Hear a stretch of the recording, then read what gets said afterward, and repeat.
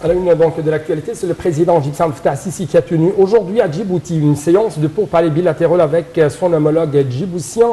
Ismaïl Omar Guelleh, suivi d'une séance de discussion élargie en présence de la délégation des deux pays. Au cours des pourparlers, le chef de l'État a examiné avec Guelleh la coopération conjointe et les moyens de renforcer les relations bilatérales, surtout au niveau sécuritaire, militaire et économique, en vue de réaliser les intérêts de deux pays frères et incarne la forte volonté mutuelle de renforcer les cadres de coopération entre eux.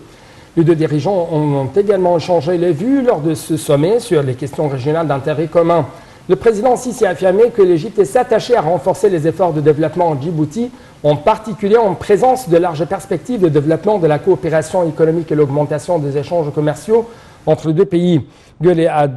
également exprimé l'appréciation de son pays pour les relations de coopération profonde et historique avec l'Égypte et ses efforts pour renforcer la réforme économique et les voies de développement à Djibouti, ainsi que le rôle pilier de l'Égypte pour maintenir la stabilité du continent africain.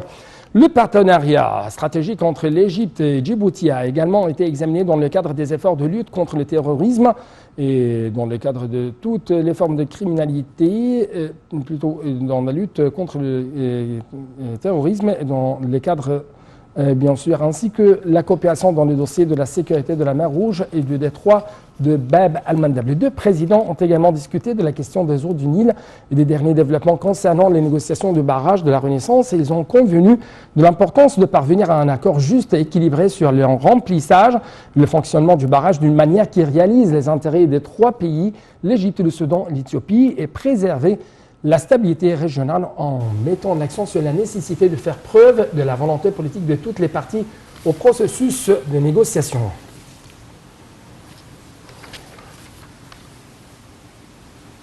Deux avions militaires égyptiens transportant de grandes quantités de fournitures médicales et de denrées alimentaires ont décollé de la base aérienne du Caire pour Djibouti. La partie djiboutienne s'est félicitée des efforts de l'Égypte pour aider son pays à faire face aux défis actuels. L'étape vient, selon les directives du président égyptien Abdel Fattah al-Sisi, pour soutenir le rôle des leaders du pays au niveau arabe, africain et international et confirmer également la profondeur des liens fraternels liant les deux peuples frères. D'autre part, le président Abdel Fattah al-Sisi a reçu un appel téléphonique hier soir du Premier ministre pakistanais Imran Khan. Ce dernier a affirmé l'ampleur des relations qui lient les deux pays, a affiché son intérêt à découvrir les nouvelles perspectives de coopération fructueuses entre l'Égypte et le Pakistan.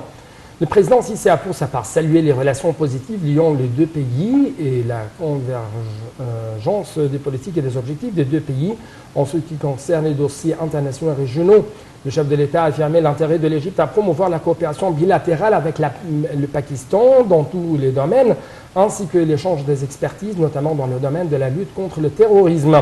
L'entretien téléphonique a également porté sur les échanges des visions quant aux dernières évolutions de la cause palestinienne et les derniers événements à Gaza. M. Khan a à cet effet apprécié la position égyptienne à ce propos, mettant l'accent sur l'importance du rôle de l'Égypte sur le plan arabe et islamique. Le président Sisi a, dans ce contexte, affirmé l'importance d'entamer les négociations entre les parties palestiniennes et israéliennes dans le plus bref délai, afin de mettre un terme au cercle vicieux de la violence.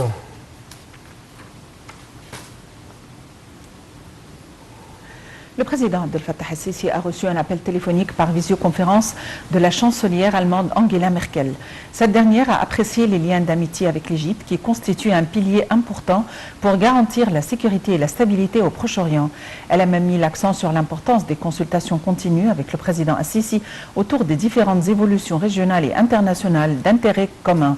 La chancelière allemande a à cet effet affirmé l'engagement de son pays à soutenir les relations bilatérales dans tous les domaines et à appuyer les efforts de développement menés par l'Égypte à travers les expertises des entreprises allemandes. Le chef de l'État a de son côté affirmé que l'Allemagne était un des partenaires de l'Égypte les plus importants au sein du continent européen, soulignant l'intérêt de l'Égypte à hausser le volume des investissements allemands en Égypte. Al-Sisi et Merkel ont également discuté des dossiers régionaux, notamment l'évolution de la cause palestinienne après les derniers événements. Al-Sisi et Merkel ont également échangé les visions quant à la conjoncture en Libye, affirmant l'importance de la sortie des mercenaires et des milices étrangères armées des territoires libyens.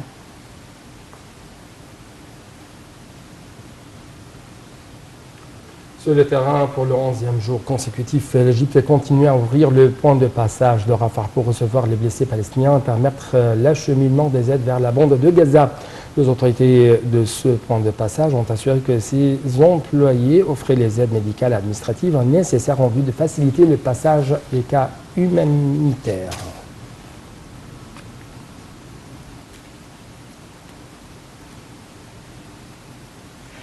Les récentes frappes israéliennes sur Gaza pourraient constituer des crimes de guerre, a affirmé jeudi l'ONU, alors que le Conseil des droits de l'homme examine la demande d'une enquête. La réunion qui porte sur les atteintes aux droits humains dans les territoires palestiniens occupés, y compris à Jérusalem-Est et en Israël, se tient à la demande du Pakistan en tant que coordinateur de l'Organisation de la coopération islamique et des autorités palestiniennes. S'il s'avère que l'impact sur les civils et les objets civils est indiscriminé et disproportionné, les récentes frappes israéliennes sur Gaza peuvent constituer un crime de guerre, a déclaré la haute commissaire de l'ONU aux droits de l'homme, Michelle Bachelet, à l'ouverture d'une réunion extraordinaire du Conseil des droits de l'homme de l'ONU. Elle a indiqué ne pas avoir vu de preuves de présence de groupes armés ou d'actions militaires dans les bâtiments visés par Israël à Gaza. Madame Bachelet a également souligné que les tirs de roquettes lancés par le mouvement palestinien Hamas ne font pas de distinction entre les objets militaires et civils et leur utilisation constitue donc une violation manifeste du droit humanitaire international. Un projet de résolution demande que la Commission examine toutes les violations présumées du droit humanitaire international et toutes les violations et abus présumés du droit international des droits de l'homme ayant abouti aux récentes tensions israélo-palestiniennes. L'enquête doit se concentrer sur l'établissement des faits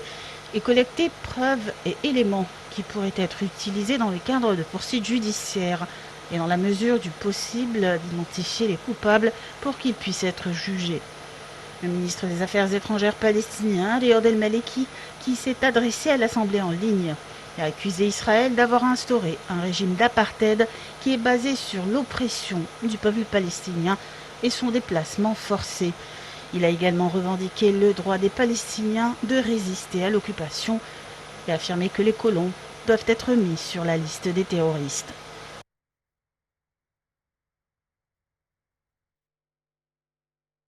De retour en Égypte, où le ministère égyptien de la Santé a annoncé hier 1151 nouveaux cas testés positifs au Covid-19 et 43 décès. Le ministère de la Santé a toutefois déclaré que 876 personnes rétablies du coronavirus avaient quitté les hôpitaux de confinement après avoir reçu les soins médicaux nécessaires, portant ainsi le nombre total des cas guéris de Covid-19 à plus de 188 567 cas. Selon le communiqué du ministère de la Santé, le ministère applique toujours les mesures de protection et de prévention nécessaires pour enrayer la propagation du nouveau coronavirus dans les divers gouvernorats de la République égyptienne.